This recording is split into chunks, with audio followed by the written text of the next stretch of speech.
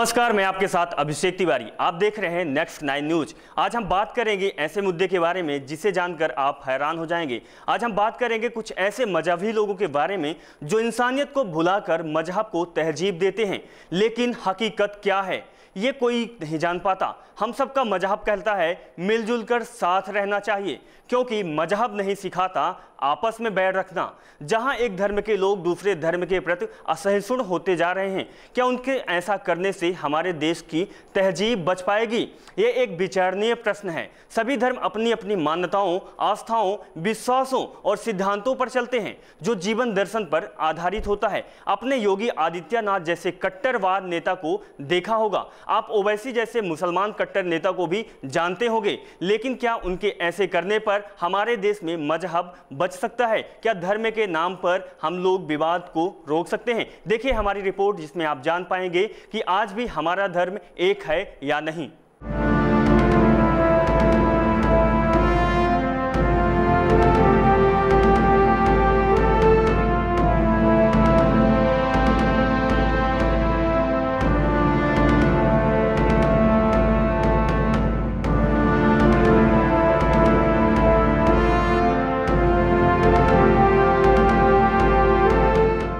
संसार के विभिन्न धर्म हमें अंधकार से प्रकाश की ओर, अज्ञान से ज्ञान की ओर, बुराई से अच्छाई की ओर तथा पाप से पुण्य की ओर ले जाते हैं। फिर कोई भी धर्म बैर भाव को उत्पन्न करने वाला या बढ़ाने वाला कैसे हो सकता है? यदि कोई धर्म वैर, हिंसा, क्रूरता, घृणा अथवा शत्रुता की शिक्षा देता है तो फिर उसे धर्म नहीं कहा जा सकता। जिस प्रकार हम किसी स्थान पर पहुंचने के लिए कई मार्गों से होकर जाते हैं, उसी प्रकार जीवन में अच्छाइयाँ और पवित्रता लाने के लिए किसी भी धर्म का आश्रय ले सकते हैं। कोई भी धर्म बुरा नहीं होता, सब धर्म अच्छे होते हैं। समझना और जानना ये है कि लोग किस धर्म को कैसे स्वीकार करते हैं। अच्छाई और बुराई हर आदमी के जीवन में होता है, तो हमें ध्यान रखना चाहिए कि किसी से अच्छा लेना चाहिए, चाहे आदमी हो या हो कोई धर्म, क्योंकि आज का जीता जागता उदाहरण आपके सामने है। उत्तर प्रदेश के नए सीएम योगी आदित्यनाथ, जो सीएम होने से पहले विवादों में घिरे रहते थे, पहले कट्टरवाद के कारण, लेकिन क्या वो आज लोगों की आवाज बन पाएंगे? जो योगी मुसलमानों के लिए तीखे हमले किया करते थे, तो क्या सीएम योगी आज मुस्लिम लोगों और मुस्लिम महिलाओं की आवाज को सामने रखेंगे और उनका साथ देंगे? देखा जाए तो उनका तेवर ऐसा दिख रहा है कि अपराधों से निजात दिलाने के लिए कमर कस ली है। आज ऐसा दिखाई दे रहा है कि सीएम योगी लोगों की परेशानी को तुरंत दूर कर देते हैं और उनका कहना है कि उनके प्रदेश में अत्याचार नहीं होगा और न ही अराजकता फैलेगी। यदि ऐसा हुआ तो योगी ही ऐसा नेता सामने उभरेंगे जो सभी लोगों को सुनेंगे, परिवारवाद और धर्मवाद को पीछे छोड़कर अपने प्रदेश को अपना परिवार समझकर काम करेंगे। लेकिन यदि ऐसा हुआ तो फिर धर्म के नाम पर लड़ाई भी नहीं होगी और न ही विवाद होगा। किसी भी नेता, किसी भी आदमी या किसी भी धर्म का पक्षपात ना लेकर हमें यह ध्यान रखना चाहिए कि धर्म को गलत ना समझे, बल्कि गलतियों को दूर करने का प्रयास करें। क्योंकि जिस चीज को, जिस आदमी को, जिस धर्म को आप जिस नजरिए से देखेंगे वह उसी तरह दिखाई देगा। इसीलिए हमें दुनिया के हर एक चीज से सही निकालना चाहिए। यदि गौर से देखा जाए तो सभी धर्मों के मूल में अद्भुत साम्य पाया जाता है। कुछ बातें एवं सिद्धांत तो अवश्य अलग हो सकते हैं, जैसे कोई धर्म मूर्ति पूजा का समर्थन करता है या कोई विरोध करता है, कोई पुनर्जन्म के सिद्धांत से आस्था रखता है तो कोई नहीं रखता, परंतु संसार के सभी धर्म नैतिकता का ही दूसरा नाम है।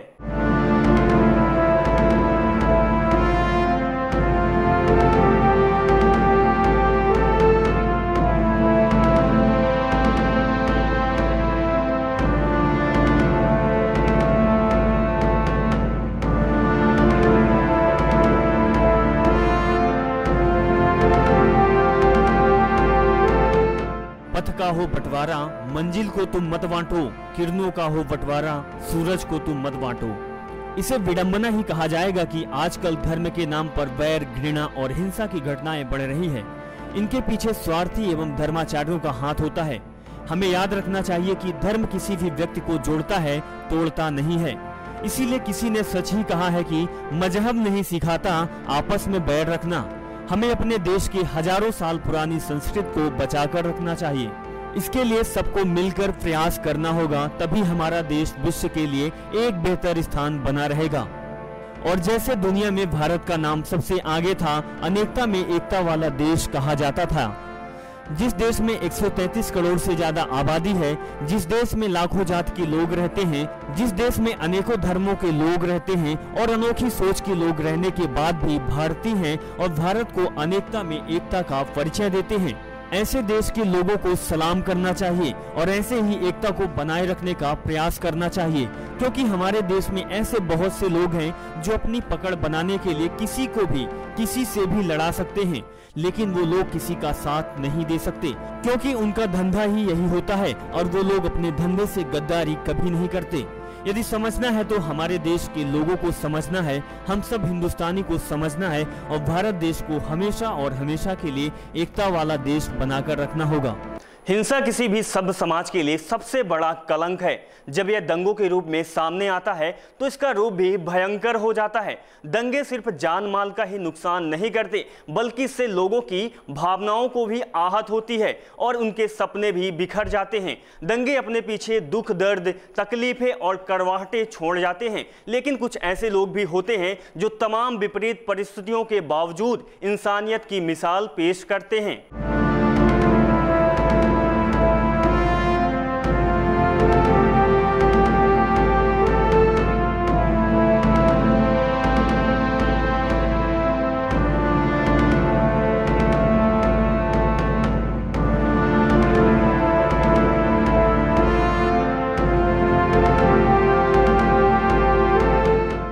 इस दुनिया में कई धर्म हैं, जैसे हिंदू, मुस्लिम, सिख, ईसाई। कई सुंदर बातें हैं, पर हर धर्म में शांति की बातें अवश्य हैं।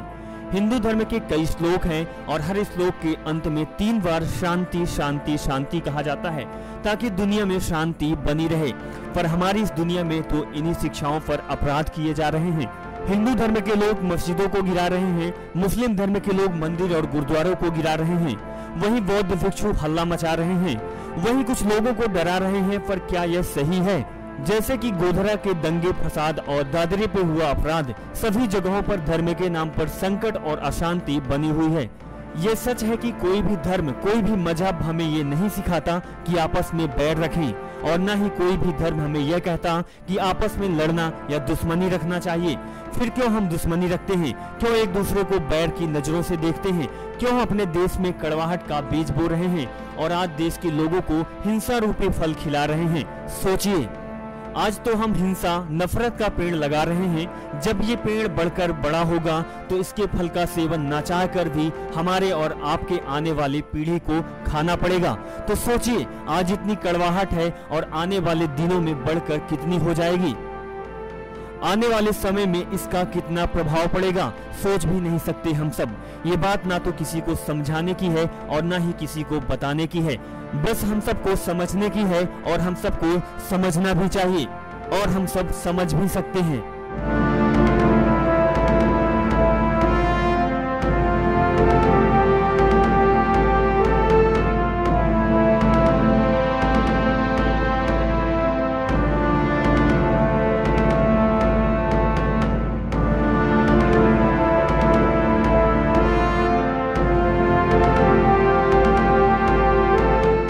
कोई भी धर्म हमें आपसी भेदभाव की शिक्षा नहीं देता।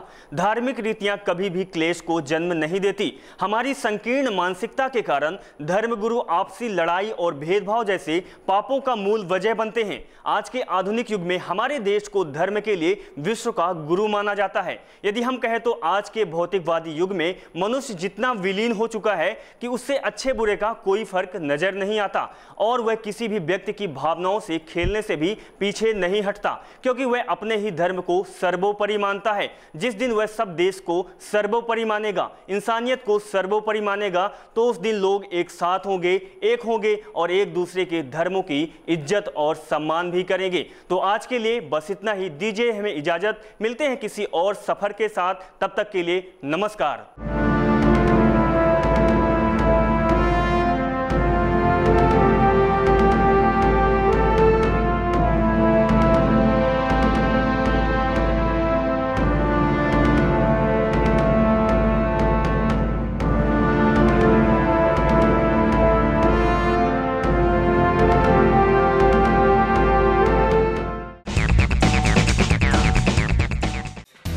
Subscribe now to receive new updates, reviews and news.